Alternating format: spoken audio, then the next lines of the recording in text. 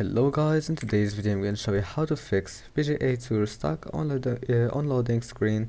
If you want to fix it, click here, go to View Advanced System Settings, and then go to Settings, Adjust for Best Performance, and then click Apply and OK, and then close it.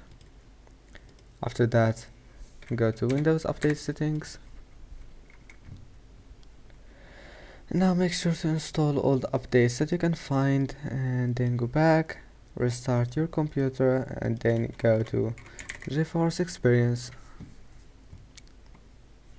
and after that go to drivers, check for updates. Now make sure you have the latest update for your graphics card, and then go to settings, scroll down, enable image scaling.